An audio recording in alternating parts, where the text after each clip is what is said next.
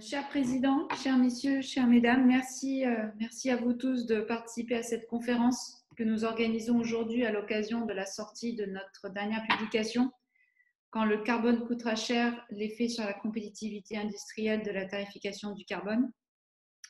Après l'introduction de la séance par Monsieur de Chalandard, nous allons avec Mathieu Glachan, co-auteur de la note, vous présenter les résultats de cette publication.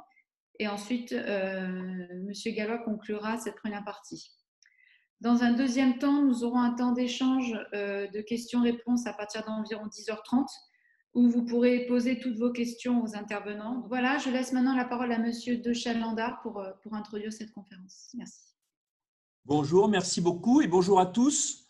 Les liens entre environnement et industrie sont depuis un certain nombre d'années un sujet très important et ils ont beaucoup évolué avec une perception croissante par l'opinion publique et les hommes politiques que si l'industrie peut créer des problèmes dans l'environnement, on n'avancera pas dans le domaine de l'environnement sans industrie.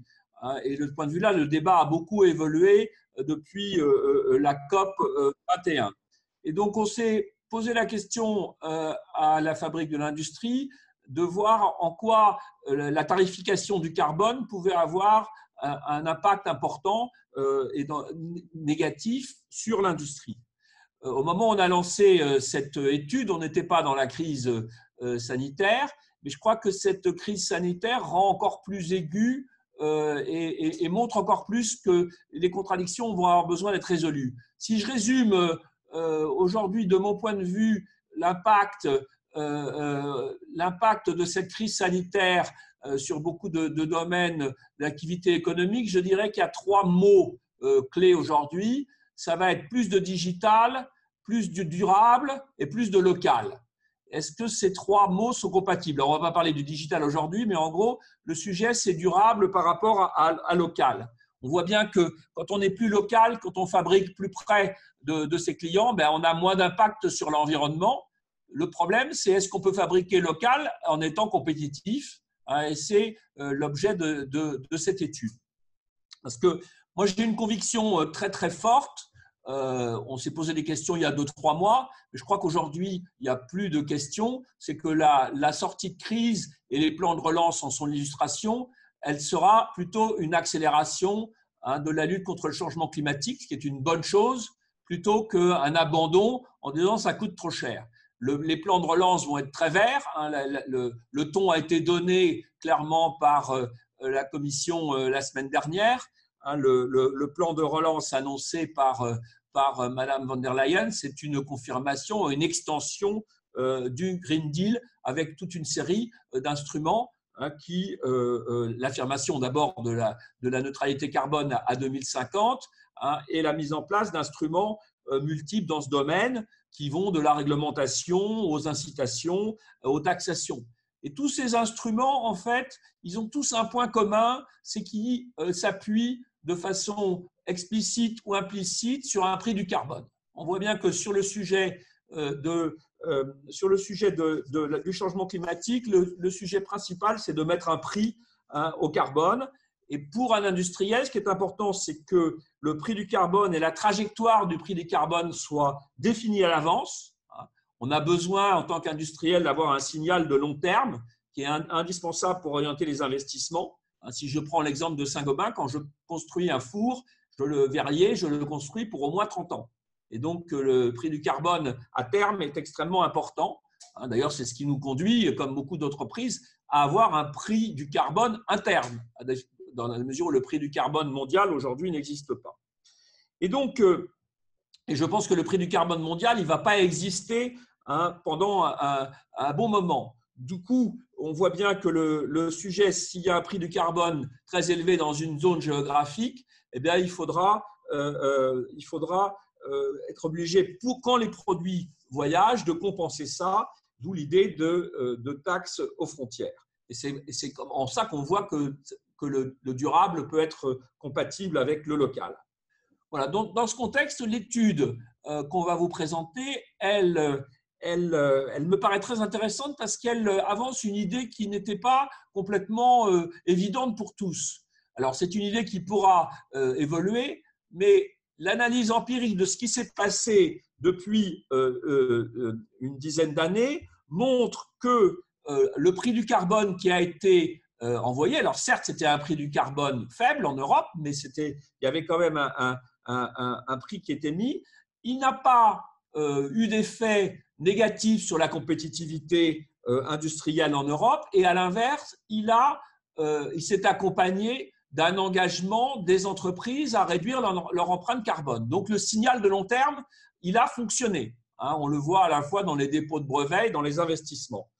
Alors, cette étude, évidemment, elle est provisoire. Elle a fonctionné avec un prix du carbone faible. Toute la question, c'est est-ce que quand le prix du carbone monte de façon sensible, comme c'est envisagé, les résultats de l'étude peuvent être encore valables. Moi, je crois que quand le prix du carbone va monter, il y a trois choses à faire, il y a trois conséquences. La première, c'est comme je l'ai dit, il faudra un mécanisme aux frontières. Et là, de ce point de vue-là, moi, je suis très encouragé par le virement de la Commission de Bruxelles et le discours de Mme von der Leyen dans le plan de relance, qui rejoint la position française, mais qui était une position un peu isolée en Europe. Alors, on sait très bien, ceci étant, que le diable est dans les détails et que ce mécanisme, il ne sera pas forcément évident à mettre en place. La deuxième chose qu'il faut faire, et je crois que c'est aussi dans le plan de Mme von der Leyen, c'est encourager les investissements bas carbone et aider les transformations. On sait que pour la grande majorité des entreprises industrielles, sur le plan technique, entre 100 et 150 euros la tonne, on peut convertir l'essentiel des procédés. Mais ça coûte très cher. Et donc, il faut des investissements et il faut aider ces investissements. Et la troisième conclusion pour moi qui vient de cette étude, c'est que quand on voit, si on dit que le sujet du prix du carbone n'a pas été à aujourd'hui un élément important qui a abîmé la compétitivité des entreprises, il n'en reste pas moins que la situation de l'industrie en Europe n'est pas facile. Et donc, ça renvoie au fait que les problèmes de compétitivité, ils sont d'une autre nature.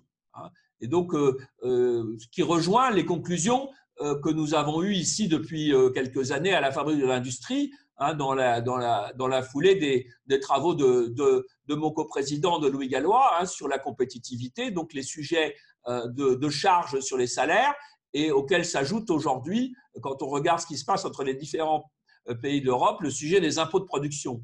Donc, en gros, la tarification du carbone jusqu'ici n'a pas été un élément important de la dégradation de la compétitivité de l'industrie, mais il y en a d'autres. Voilà ce que je voulais dire en introduction. Et je trouve que c'est une étude qui éclaire le débat, même si elle regarde ce qui s'est passé jusqu'ici, et elle, évidemment, on ne sait pas très bien ce qui se passe avec un prix du carbone nettement supérieur à ce que ce serait embêtant, mais on voit les démarches qu'il faut entreprendre pour que ce ne le soit pas et pour réconcilier durable et local. Voilà, je vous passe la parole, Madame Mini. Très bien, merci beaucoup. Nous allons passer maintenant à la présentation des résultats de la note. Donc, sur le prix du carbone et la compétitivité industrielle. Donc, nous avons réalisé cette note avec Mathieu Glachan, chercheur à l'École des Mines ParisTech. Donc, la note sort aujourd'hui et donc regarde l'impact des mécanismes de régulation du carbone sur la compétitivité industrielle. Elle s'inscrit, donc, comme le disait M. de Chalandin, dans un contexte où le prix du carbone, donc tout d'abord sur le marché européen du carbone, était de 25 € juste avant le confinement. Il a dégringolé depuis pendant cette période. Et aussi dans le cadre d'une taxe carbone nationale de 44,6 € la tonne de CO2. Donc, qui est donc supérieur au prix du carbone qui était sur le marché européen du carbone. Ensuite, on l'a mentionné, on sait que le prix du carbone va être amené à augmenter, notamment pour respecter l'objectif de neutralité carbone d'ici 2050 dans lequel s'est engagée la France. La commission Quinet 2 a évalué quelle pourrait être la valeur de l'action pour le climat pour respecter cet engagement et a estimé que la valeur de l'action pour le climat serait de 250 € la tonne de CO2 en 2030. Donc, c'est une valeur de l'action pour le climat qui regroupe à la fois un prix du carbone qui peut être implicite et explicite. Maintenant, à un niveau, aujourd'hui, dans le cadre du plan de relance, Il y a des questions et discussions pour avoir un plan de relance qui soit compatible avec cet objectif de neutralité carbone. Et au niveau européen, comme l'a annoncé la Commission européenne la semaine dernière, le pacte vert est au cœur de la stratégie de relance européenne qui a été annoncée. Donc, pour réaliser cette étude, nous avons revu 2 ensembles d'études économétriques pour pouvoir mesurer l'impact du prix du carbone sur la compétitivité. Le premier ensemble d'études, où on peut trouver de nombreuses études, concerne l'évaluation du marché européen du carbone. Donc, ce sont des études ex post, donc empiriques, qui se basent sur des données réelles et qui regardent l'impact du marché sur ces 2 premières années de fonctionnement, de 2005 à 2012. Ensuite, nous avons regardé un deuxième ensemble d'études, où il y a un peu moins d'études, celles qui regardent l'impact d'une augmentation du prix de l'énergie sur la compétitivité du secteur manufacturier. Donc, ces études ont 2 avantages. Le premier, elles permettent de faire une modélisation de quel serait l'impact d'un prix de l'énergie plus important sur la compétitivité. Et le deuxième avantage, c'est qu'en traduisant ce prix de l'énergie en prix du carbone, on peut projeter quel pourrait être l'impact d'un prix du carbone plus élevé qu'aujourd'hui sur la compétitivité.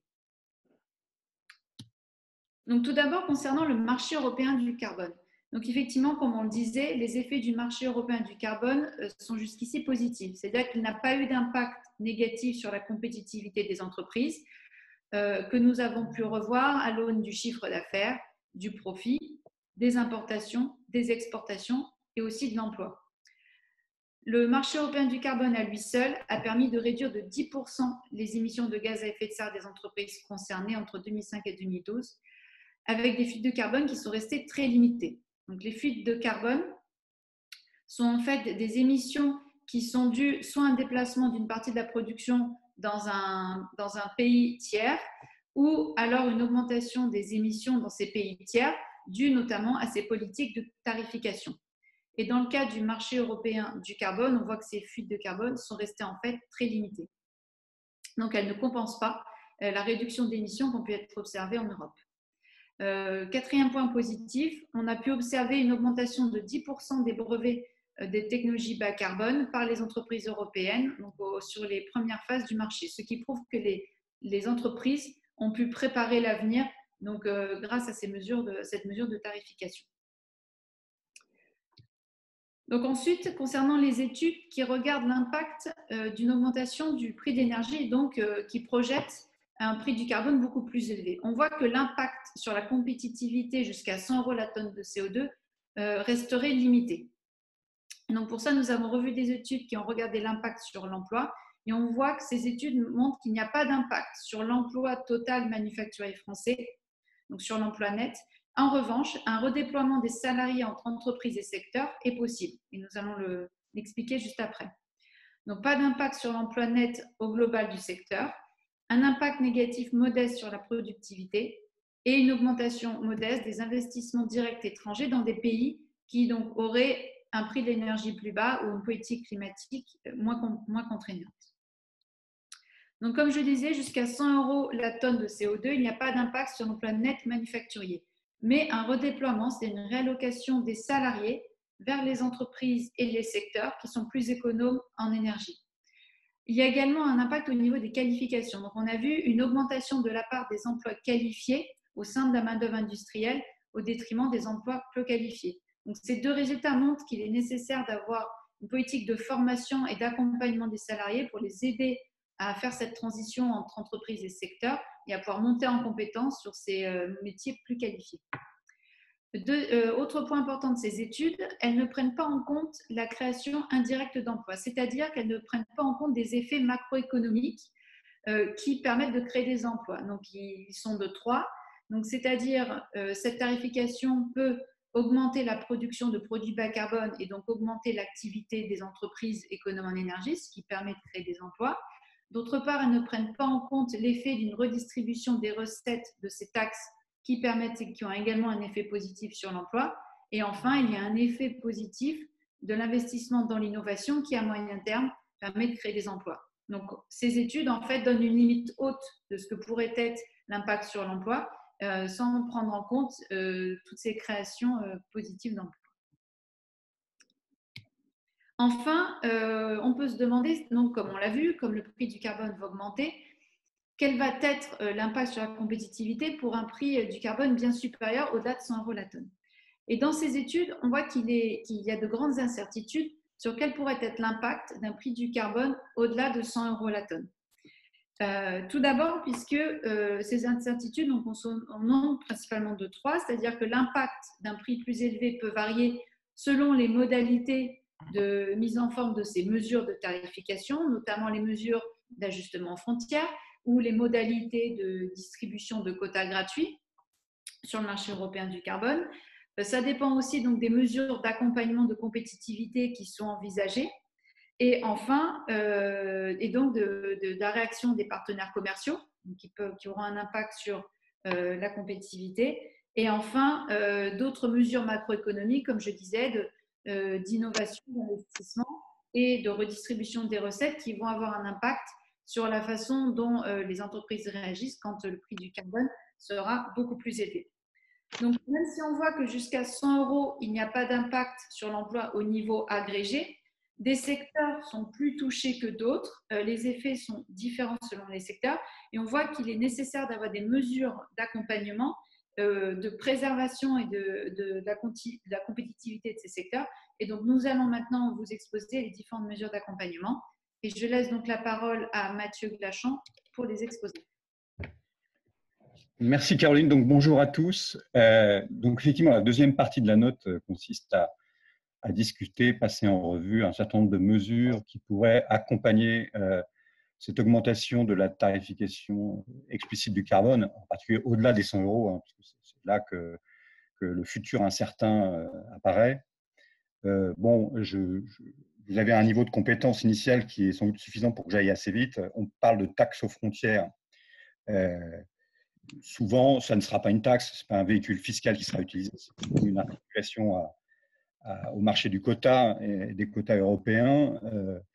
Et donc, dans le jargon, on a plutôt tendance à appeler ça le mécanisme d'inclusion carbone. C'est juste pour dire qu'en termes de terminologie, on est encore un peu dans un contexte mouvant. Ce qui est très important, c'est que ça n'est pas… nous, on entre dans le dossier en parlant de compétitivité, mais ce n'est pas seulement un outil qui est là pour mettre sur un pied d'égalité des producteurs européens qui seraient soumis à une contrainte carbone plus forte que d'autres producteurs extra-européens. On cite souvent la Chine, mais en ce moment, il faut pas mal citer aussi les États-Unis, par exemple, qui est un partenaire commercial important aussi pour nous.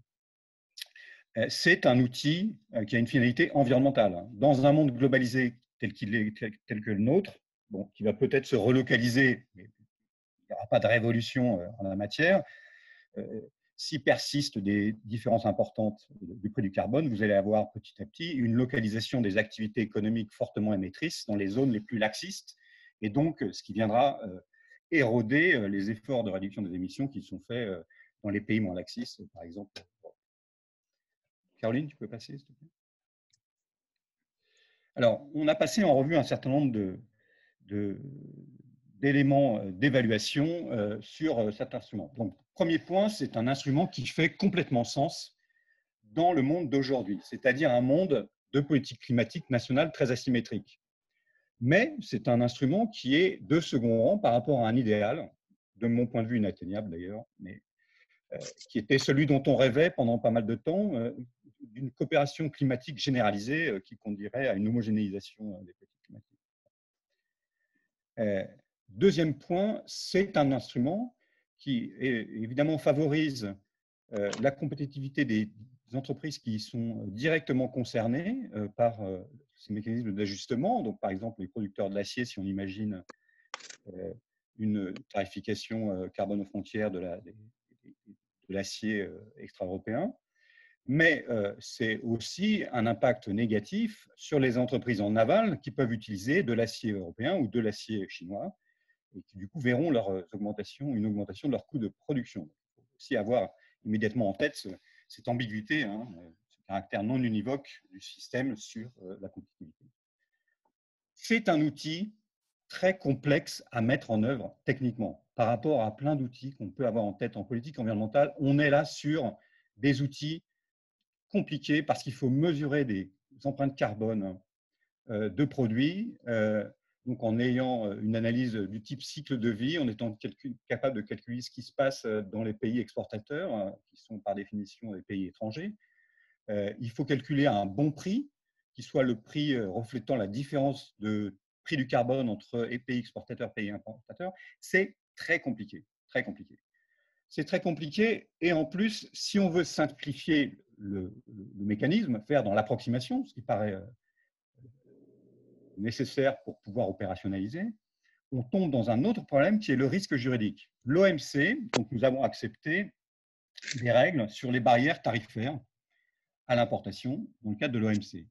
L'OMC accepte, ce type d'approche est compatible avec les règles de l'OMC, mais l'OMC s'est prononcé il y a déjà une dizaine d'années sur ces sujets et a dit c'est compatible avec mes règles, à la condition que l'empreinte carbone soit bien calculée, que les différentiels de prix du carbone permettant de calculer, de calibrer l'instrument soient mis au bon niveau.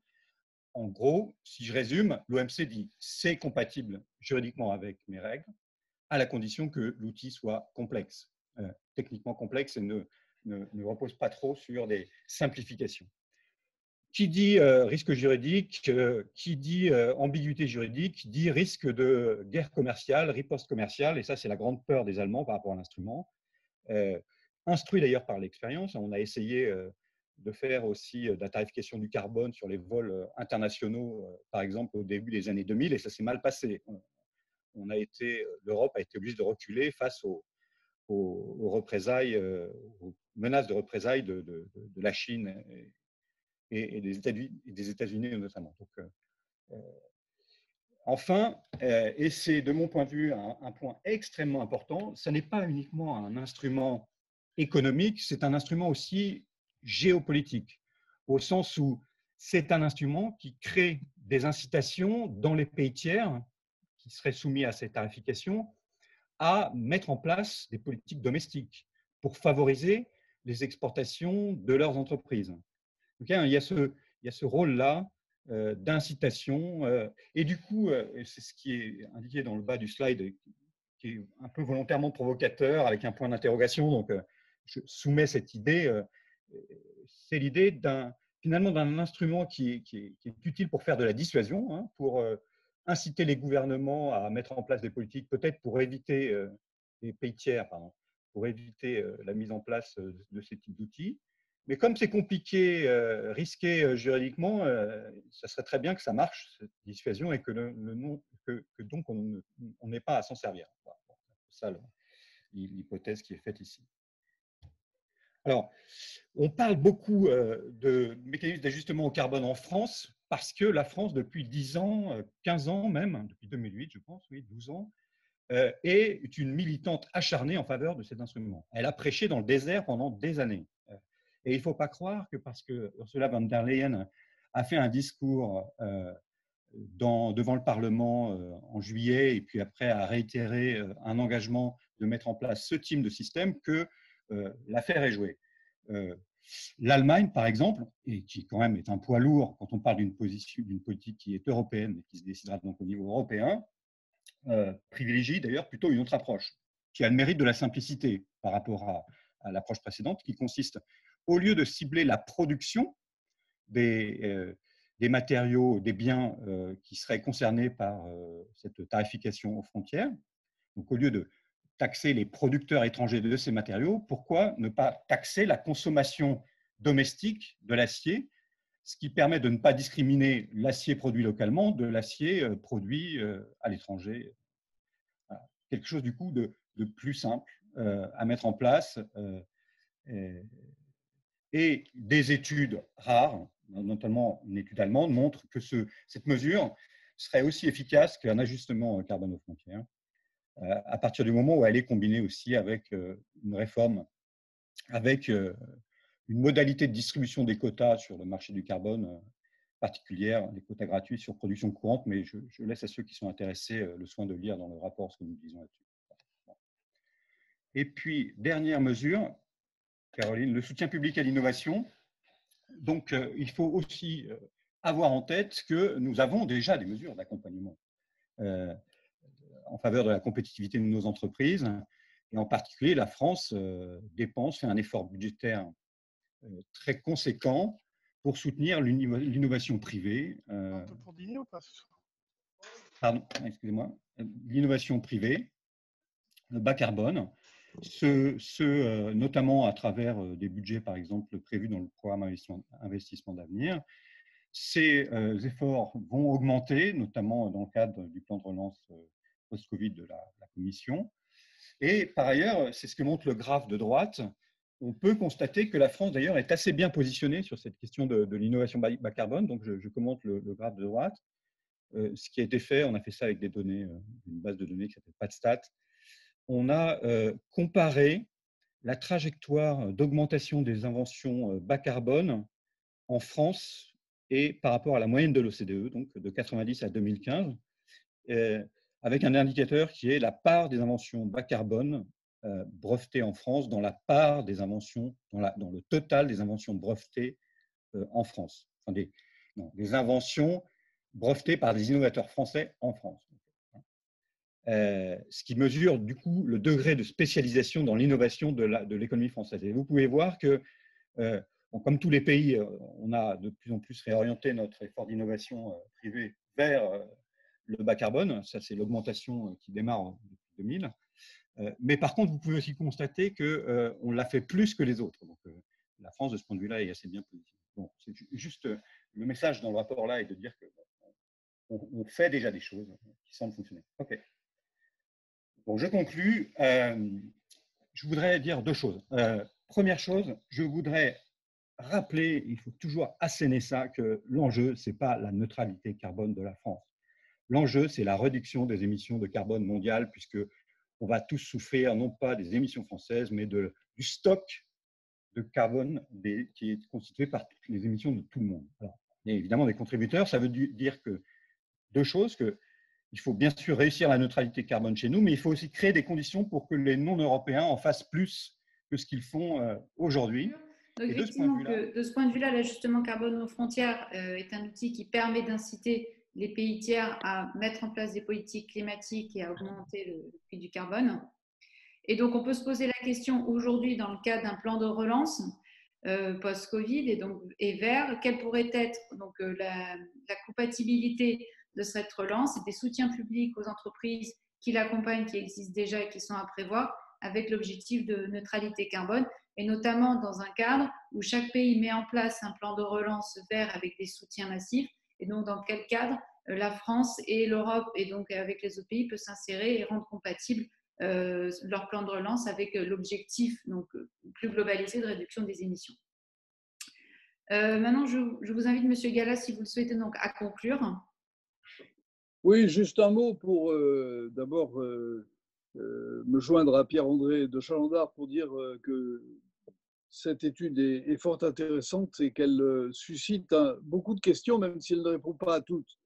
Ce sur quoi je voudrais insister, c'est que, et peut-être que je peux sur ce point être un peu plus prudent que l'étude, l'augmentation du prix du carbone va avoir un effet très structurant pour l'industrie française. Il ne faut pas se faire d'illusions.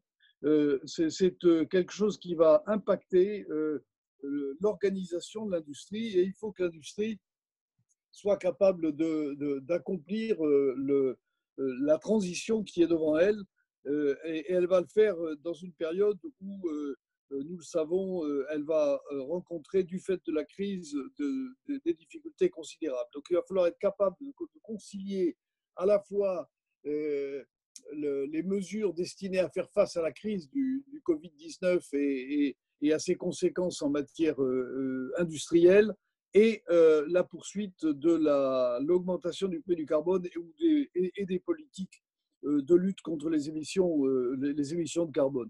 Je pense que ça va être la difficulté et le défi de la période qui est devant nous. Il n'est pas question de renoncer aux objectifs en matière d'émissions de carbone, mais il va falloir faire en sorte que les entreprises puissent accompagner.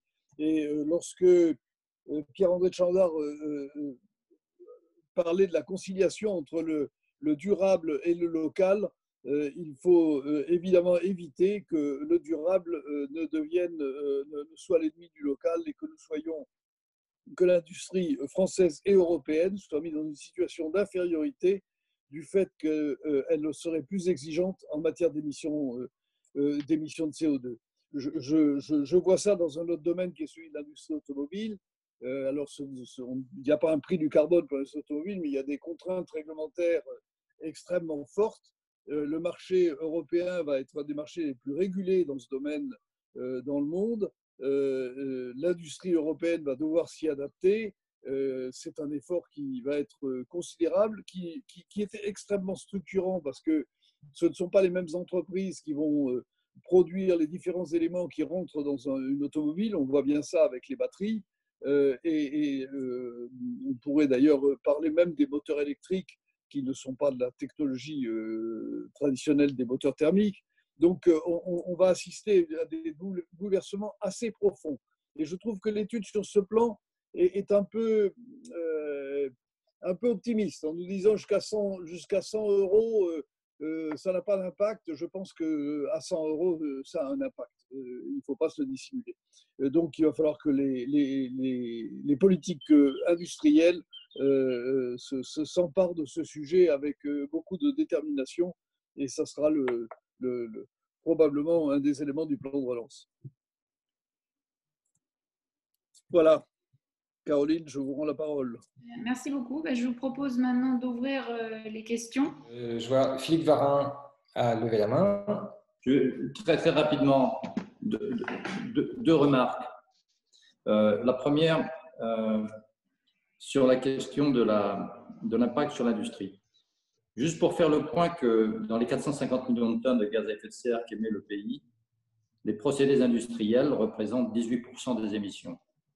Et donc, je pense que l'impact sur l'industrie, ce n'est pas uniquement l'impact sur les procédés industriels, c'est aussi l'impact sur l'offre, notamment dans le domaine de la mobilité, du logement ou de l'agroalimentaire d'ailleurs. Et on parle beaucoup de la mobilité et la manière de financer le développement de la voiture électrique, mais ce qui représente un petit sujet dans l'ensemble aujourd'hui, parce que la proportion de véhicules électriques n'est pas encore exceptionnelle. Il faut absolument que l'on développe un plan de rénovation énergétique des logements où l'industrie a un énorme potentiel et puis que l'on s'occupe sérieusement de la captation du carbone dans les sols pour toute la partie agriculture, sylviculture. Donc mon point, c'est que l'impact du prix du carbone sur l'industrie, ça va bien au-delà de l'offre. Puis mon deuxième point concerne les mesures d'accompagnement. On parle de la taxe carbone, le mécanisme d'inclusion carbone, avec les deux options que vous avez présentées. Vous n'avez pas parlé d'autres options internationales. Il y en a une qui est celle de clubs de pays, entre guillemets, like-minded, pour qu'ils aient un dispositif tarifaire vis-à-vis des autres pays qui soit identique. Et puis, également, les actions nécessaires pour réduire dans le monde, dans le cadre des accords commerciaux, toutes les aides qui existent aujourd'hui à la production fossile d'énergie, par exemple. Donc, il y a d'autres dispositifs qui sont des mesures d'accompagnement aussi importantes je ne sais pas si aussi importantes, mais qui sont très significatives par rapport à un simple dispositif de mécanisme d'inclusion carbone qui, par définition, va être focalisé sur quelques matériaux simples, parce qu'après, il serait trop complexe à mettre en œuvre. Voilà mes deux remarques. Merci, Monsieur Varin. Je propose de compléter par un premier tour de questions. J'ai vu que Jean-Marc Vittori avait demandé la parole, puis Grégoire, quand même, je te donnerai la parole aussi et on reviendra aux auteurs. Oui, bonjour, vous m'entendez? Oui, parfaitement. Bon, bonjour à tous. Deux points. Premièrement, je suis un peu surpris, alors je sais bien que c'est des études qui sont compliquées à faire, mais sur la faiblesse des impacts pour de la tonne à moins de 100 euros à 100 euros. Voilà, je me demande s'il n'y a pas des effets qui sont des effets de second tour qui sont mal saisis par ces études. C'est le premier point. Le deuxième point sur le taxer la consommation, ça serait évidemment encore mieux, mais moi j'avais en tête que c'était encore plus complexe que la taxe carbone aux frontières. Alors, peut-être que si on taxe seulement l'acier consommé, c'est simple, mais c'est évidemment qu'une petite partie des émissions de CO2. Et voilà, moi j'avais en tête que c'était encore plus compliqué que la taxe carbone aux frontières. Grégoire. Sur le premier point, je ne suis pas très loin de partager l'avis de Jean-Marc Vittori. Je pense que 100 euros, c'est structurant. Deux choses. Quand on dit qu'il n'y a pas d'effet, on le dit peut-être de manière trop imprécise. Il n'y a pas d'effet au niveau agrégé, moyen, et par contre, il y a des réallocations, des ajustements qui se font. On en a parlé sur l'emploi, Caroline en a parlé, et donc il se passe des choses. Ce que suggèrent ces études, c'est qu'effectivement, elles sont optimistes sur le résultat de ces ajustements parce qu'elles montrent que une fois réalisés ces ajustements, on se retrouve avec un effet agrégé qui est modeste. Bon, modeste, en dessous, on parle sous les 100 euros. Bon, par ailleurs, ce sont des études économétriques sur données, sur des comportements ex post, de nature très différente de plein d'études qui ont été faites avant, qui sont des études de simulation, qui donc sont remplies de tas d'hypothèses pour calibrer les modèles. Il est classique, moi je travaille sur l'efficacité énergétique beaucoup en ce moment, sur la rénovation énergétique, il est classique de trouver des écarts importants entre ces études exemptées et les études ex post. Les études ex post ont toujours tendance d'ailleurs à trouver des résultats plus modestes que qu'anticipaient les études exemptées. Voilà, je veux dire, l'intérêt aussi de ce genre d'études, c'est de surprendre, Voilà. En tout cas, ce sont des études de qualité, je peux vous le dire. Sur la taxation et la consommation, juste une réaction là-dessus. Alors j'attends les arguments parce que je ne comprends pas en quoi c'est plus compliqué que techniquement, pas politiquement. Je ne vois pas en quoi c'est techniquement plus compliqué qu'un mécanisme d'ajustement aux frontières. Des taxes sur la consommation, il en existe, et donc ça me paraît foncièrement plus simple. Mais je n'ai sans doute pas tous les arguments en tête. Monsieur Tchalandar, vous voulez intervenir? Oui, moi je voudrais dire qu'il y a quand même une différence dans les études, si j'ai bien compris, entre ce qui s'est passé jusqu'ici, qui est plutôt à 25-30 euros la tonne, et là, je pense que les conclusions de l'étude sont claires. Et moi, je le confirme d'un point de vue microéconomique quand je regarde ce qui s'est passé chez nous. Et qui est quand même très important, c'est que, un, ça n'a pas eu d'impact de compétitivité, et deux, d'afficher ce signal prix a envoyé un message qui fait que les entreprises ont travaillé dans la bonne direction. Donc ça, je pense que c'est un résultat de l'étude qui est très important. Et on avait quand même entendu déjà dire que les mécanismes qui existaient aujourd'hui étaient dangereux. Alors entre 30 euros et 100 euros, je suis d'accord que c'est plus des études qui se basent ex ante que des études ex post aujourd'hui. Puisqu'on n'a pas, à part la Suède, il n'y a pas de pays qui soit, je parle sous notre contrôle, mais il n'y a pas de pays qui soit au-dessus à ce niveau-là. Encore une fois, en Suède, d'ailleurs, il n'y a pas eu de drame en Suède, de mon point de vue. Donc, et quand on regarde ce qui est proposé dans la vague actuelle du système d'ETS à Bruxelles, il faut bien avoir en tête que pendant encore plusieurs années, l'augmentation des prix de la tonne va aller de pair avec des quotas qui vont progressivement être payants, mais qui sont pour l'instant encore neutralisent l'impact de cette augmentation. Donc tout le sujet, c'est comment on cherche à travailler à moyen terme, c'est de se dire, à partir du moment où ces quotas vont devenir payants, c'est là qu'il faut les remplacer par un mécanisme d'inclusion aux frontières. Donc moi, je ne sais pas si c'est à 100 euros sa mort ou à 150 euros sa mort, je pense que de toute façon, on va y aller et qu'il faut prévoir les mécanismes d'ajustement, plus des aides à l'investissement, parce que ça, comme je l'ai dit en introduction, ça dans l'étude, vous en parlez un peu moins, vous le dites sur les plans de relance, mais je pense qu'il faut des mécanismes de soutien à l'investissement bas carbone dans les entreprises clés, dans les industries clés, qui sont des industries qui sont soumises au flux de carbone. Tout à fait.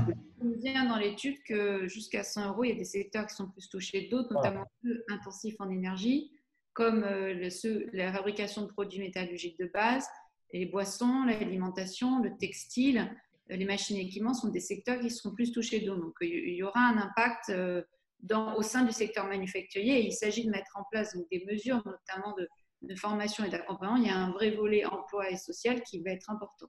D'autre part, sur les mesures de taxation versus MIG versus taxes aux frontières ou taxes à consommation, même les mesures qui sont proposées au sein de la Commission concernent l'acier et le ciment parce que ce sont des produits donc simples qui sont déjà, dont le contenu en carbone est déjà comptabilisé dans le cadre du marché européen et donc ce serait plus facile à mettre en place. Il est clair que pour des produits qui ont un grand nombre de composants, dans les deux cas, il faut pouvoir comptabiliser, retracer et donc c'est un peu plus complexe.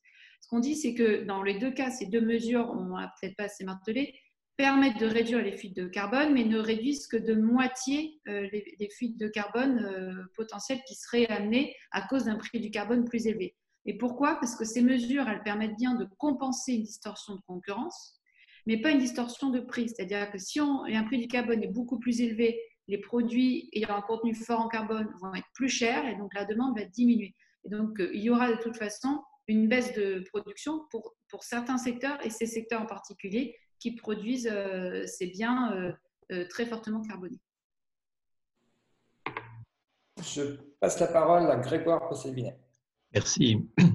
D'abord, pour remercier pour cette étude qui est en effet intéressante. Je partage assez largement les remarques de Philippe Varin et de Louis Gallois. Une première question, c'est quelle est la position des Allemands sur le MIC et les forces en présence, la façon dont ça peut évoluer? Parce qu'à mon sens, il y a deux scénarios possibles, il y en a un vert et un rouge. Le vert, c'est on arrive effectivement à suivre au niveau européen Madame von der Leyen et on se retrouve avec un dispositif qui fonctionne au niveau européen. Avec toutes les difficultés que vous avez indiquées sur qu'est-ce que c'est que le contenu en carbone et puis les gens qui vont prétendre que leur électricité est totalement verte en Chine parce que c'est juste le dernier kilowattheure fourni qui est fait avec de l'électricité verte et sans tenir compte du charbon. Mais enfin, c'est compliqué, mais c'est imaginable. Et puis il y a le scénario rouge qui consiste de la part des Allemands à avoir très peur des Chinois, des Américains, de leurs exportations, de laisser la Commission plaider dans le même sens que les Français, de faire en sorte que les Français veuillent donner l'exemple, comme ça arrive souvent, et donc créer une distorsion de concurrence intra-marché intérieur, et que finalement l'industrie allemande ne bouge pas et que l'industrie française se trouve lourdement pénalisée. Donc ça me paraît un sujet majeur à regarder. Le second, ça a été dit, c'est que la prospective est peu éclairée par le passé et que ce n'est pas la même chose 100 € et 25, mais ça, vous l'avez bien dit. Le troisième, c'est quand vous dites le faible impact, vous l'avez regardé aux fonctions de différents critères, dont le profit des entreprises, l'emploi, etc. Vous n'avez pas regardé concernant l'investissement. On peut très bien avoir le maintien sous la pression des marchés financiers d'une rentabilité des entreprises qui est suffisante parce que sinon elles se trouvent dans une situation difficile vis-à-vis de leurs actionnaires, mais qu'en même temps elles soient contraintes du fait des charges qu'elles sont contraintes d'avoir sur la transition verte, d'avoir moins d'investissement. Alors, ça dépend quelles entreprises. C'est plus d'investissement pour certaines, moins pour d'autres. Je pense que sur ce point investissement, l'étude est un peu faible et j'aimerais avoir des précisions de ce côté-là. Et puis, Pierre-André Chalender a justement mentionné que quand il fait un four à verre, il investit pour 30 ans.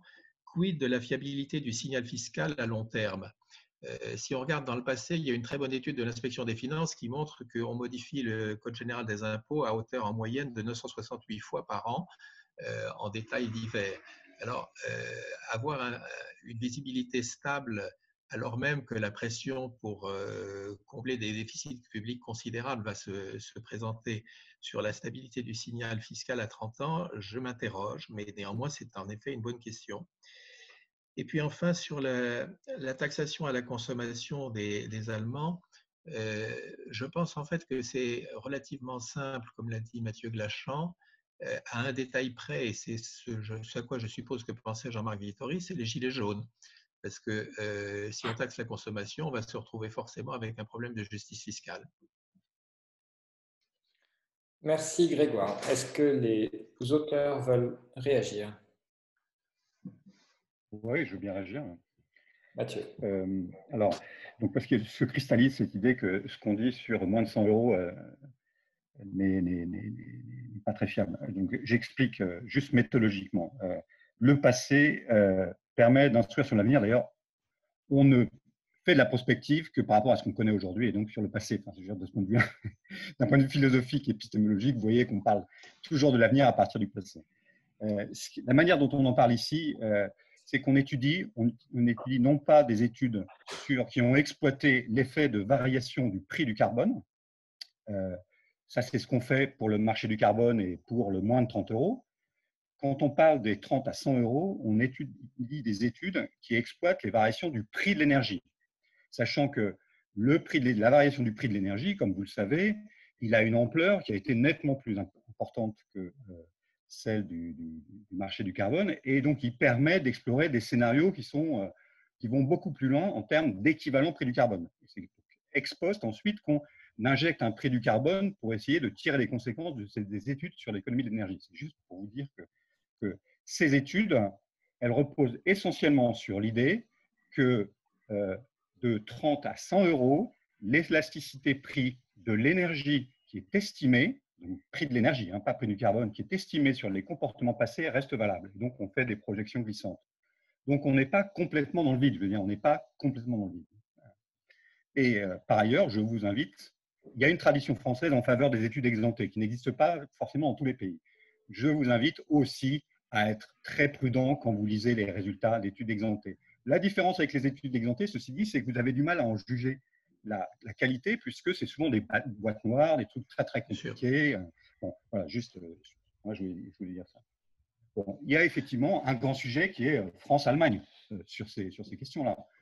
Et moi, franchement, on n'est pas capable, nous, de dire ce qui va en être. On veut simplement, on signale simplement effectivement que de ce point de vue-là, l'Allemagne n'a pas du tout les mêmes perspectives sur ce genre de questions, qu'elle a manifesté une préférence pour un autre instrument, que prédire ce que va faire l'Allemagne est très compliqué aussi à cause de ce système politique de coalition avec le SPD. Je ne pense pas que, par exemple, beaucoup de gens auraient prédit ce qui s'est passé il y a une semaine avec l'annonce, ou il y a 15 jours, avec l'annonce de cet accord entre Macron et Merkel. On a tous été étonnés, je pense. Donc, c'est clair que là, il y a un gros point d'interrogation sur la suite. Voilà.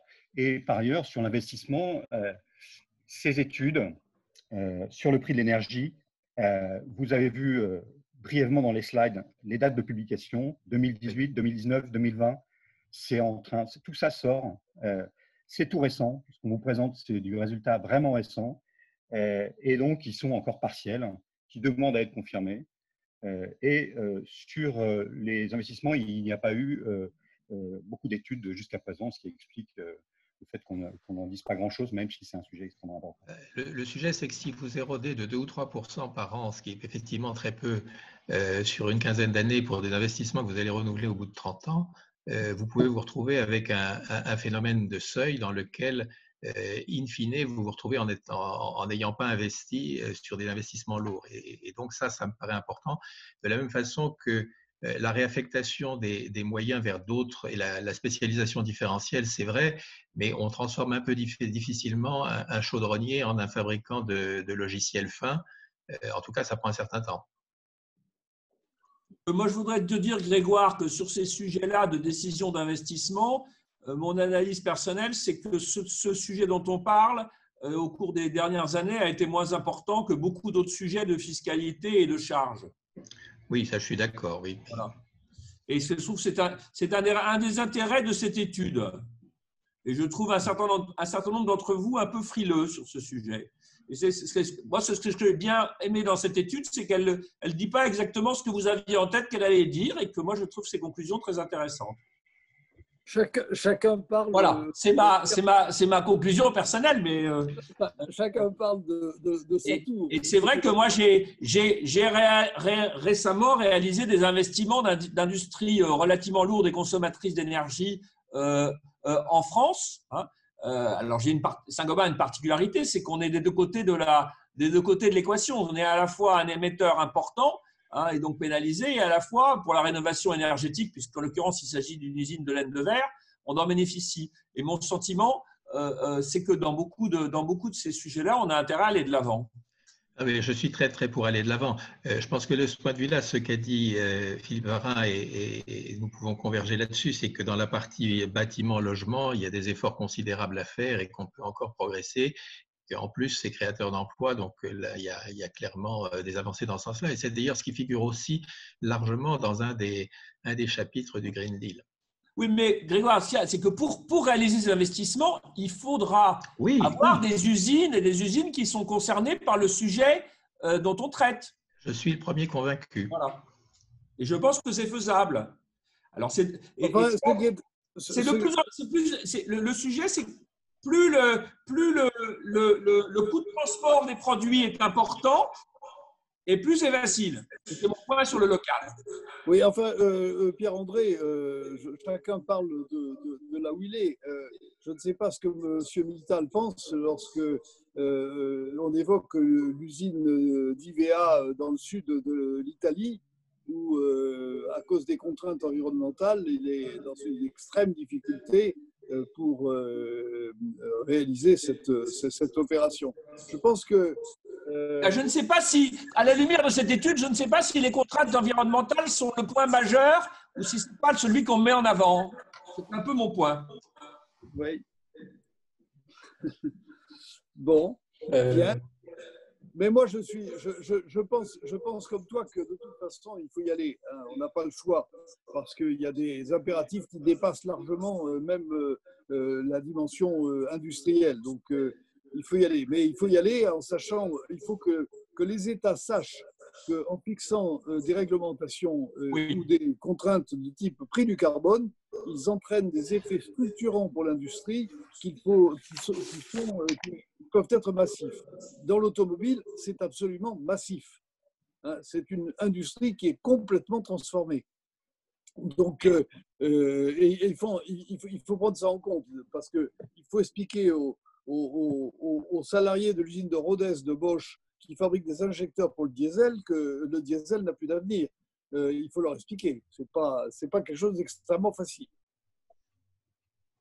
Non, mais Louis Fibrane, je pense que ce qu'on voit sur les enjeux pour les entreprises industrielles est très important parfois dans le domaine de l'offre, par exemple sur l'automobile, par rapport au coût sur le prix de l'acier, par exemple, hein, puisque c'est des changements qui sont considérables. Et je pense que la question, c'est de savoir comment l'État, qui décide pour des tas de raisons politiques que l'on peut comprendre, de ne pas mettre un signal prix dans l'économie, voire l'épisode des Gilets jaunes, va faire en sorte que dans le plan de relance, on puisse travailler sur la base d'un prix du carbone élevé, théorique, et qu'on puisse avoir des raisonnements qui soient cohérents avec ce prix du carbone élevé. Ce qui veut dire quoi? Ça veut dire que puisqu'il n'y a pas de signal prix dans l'économie, il va falloir soutenir les entreprises pour la différence entre le 23 € à la tonne et puis le prix du carbone que l'on est obligé de prendre pour faire les calculs pour le futur. Et ça sera donc des aides, parce qu'il n'y a pas d'autre solution pour que le business model des entreprises puisse fonctionner. Pour aujourd'hui, les dispositifs d'aide sont historiquement prévus plutôt pour financer de l'investissement, mais ne sont pas forcément adaptés pour financer pendant plusieurs années des différences d'OPEX, par exemple. Et donc, il faut repenser aussi des dispositifs qui puissent financer pour plusieurs années un écart entre un prix à 23 € et un prix qui serait donc un prix carbone plus élevé. Donc, je pense que c'est en cours. On le voit, par exemple, sur les fonds chaleur, qui étaient orientés aide au CAPEX au départ. Maintenant, on est prêt à travailler pendant plusieurs années avec une subvention entre ce qui serait le coût avec un prix du gaz actuel et puis ce qui serait un coût avec du biogaz ou d'autres solutions. Donc, il faut réfléchir à la manière dont le soutien va être fait, mais une chose est sûre, c'est que c'est l'État qui va payer la différence, en partie, et que c'est le grand public qui paiera. Mais autrement que par le prix par la carbone tax. Et l'État, c'est nous. Oui, c'est ce que je veux dire.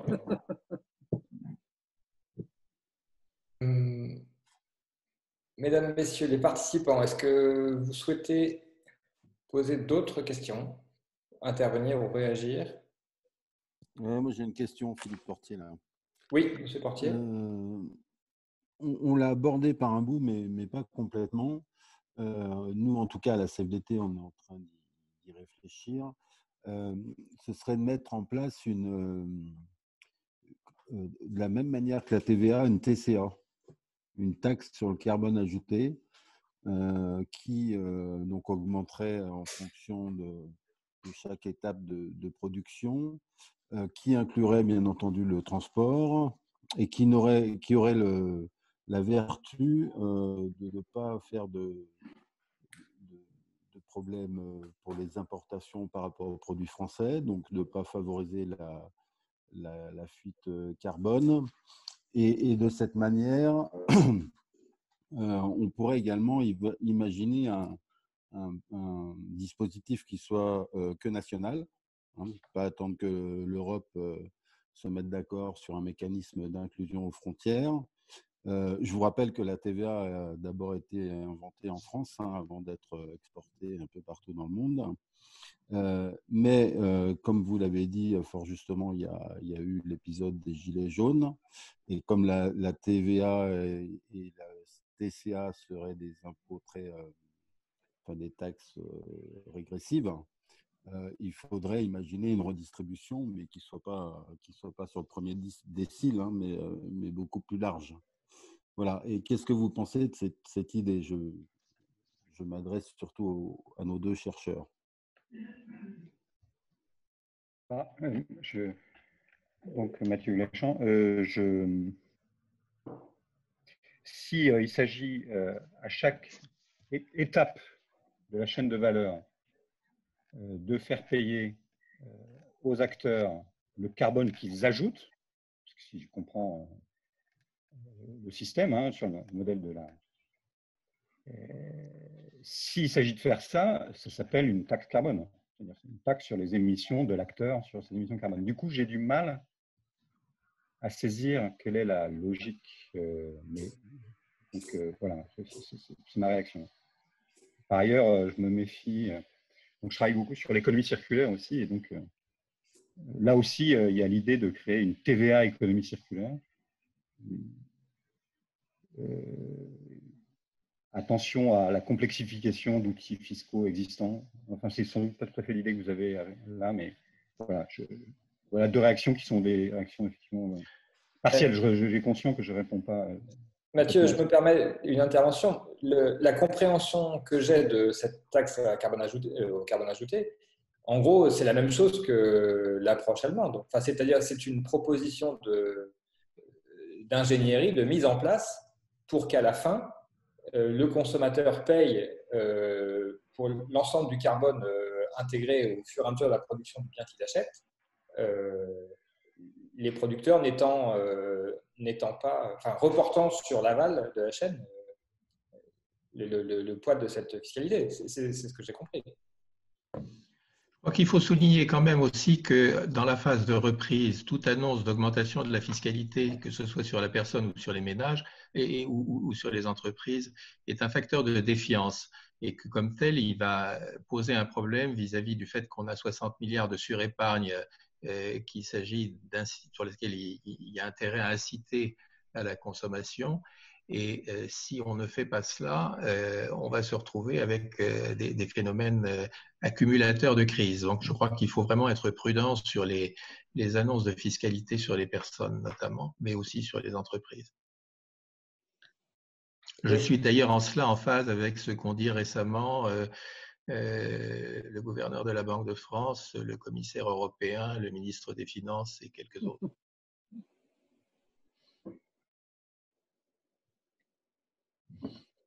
Y a-t-il d'autres questions ou réactions?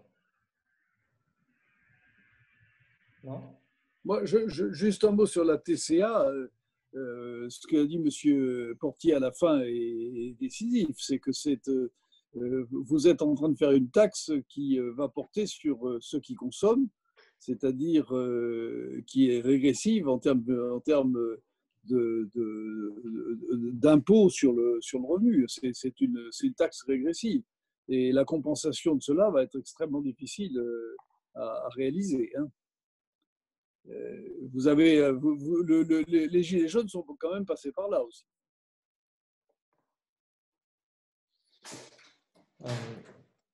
Non, mais tout à fait, hein, je ne dis pas le contraire. Je dis simplement que la redistribution, c'est un passage obligé. Ce qui est un peu difficile, c'est de là où on met le curseur en termes de niveau de revenu.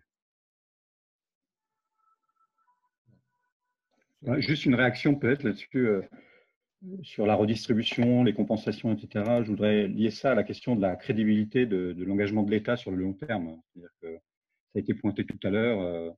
Est-ce que l'État peut s'engager sur des trajectoires de carbone à 10 ans, 15 ans de manière crédible pour les acteurs économiques?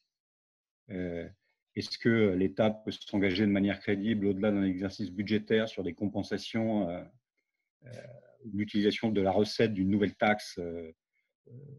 Je pense que non. La politique, c'est des cycles électoraux, c'est des amendements chaque année à l'Assemblée nationale. Prenons-en acte. C'est des gilets jaunes qui arrivent. Je pense qu'on demande trop à l'État sur ces sujets. On leur prête trop de pouvoir là-dessus. La politique, c'est pas le long terme. Je suis provocateur en disant ça, mais je veux dire, dans bien des cas, c'est vraiment compliqué de faire du long terme. Alors, est-ce que M. Galwad-Chandar, vous voulez conclure? Non, moi j'ai rien à dire. Ok. Nous avons atteint un point de consensus ou une amorce de consensus. Ça, c'est une autre question. Oui, je me permets juste, dans ces cas-là, un commentaire personnel en rebondissant sur la remarque de Grégoire. Si il faut aller de l'avant sans taxer ni les particuliers ni les entreprises, on n'a pas encore beaucoup de poignées, quoi. Si. On a des leviers sur le soutien à l'investissement, on a des leviers réglementaires, on a des leviers sur la politique de recherche et d'innovation de manière forte. Et ça, sur cela, je pense qu'il faut jouer de manière aussi ferme que possible. Moi, je voudrais quand même dire qu'on n'a peut-être aucun levier, mais enfin, on n'a jamais eu un prix d'énergie fossile aussi bon marché depuis très longtemps. Oui. Bien. Absolument. Écoutez, je vous remercie toutes et tous de votre participation, de votre implication. On est bien sûr à votre disposition pour vous transmettre l'étude si jamais vous n'êtes pas arrivé, répondre à vos questions si vous en avez. Vous avez normalement les contacts de Mathilde Jolis, en particulier l'attachée de presse de la Fabrique de l'Industrie, qui vous mettra en lien avec les auteurs si vous avez des interviews ou des questions à leur poser. N'hésitez pas. Et nous vous donnons rendez-vous pour la prochaine sortie publique, dématérialisée ou pas, de la Fabrique de l'Industrie. Merci. Merci.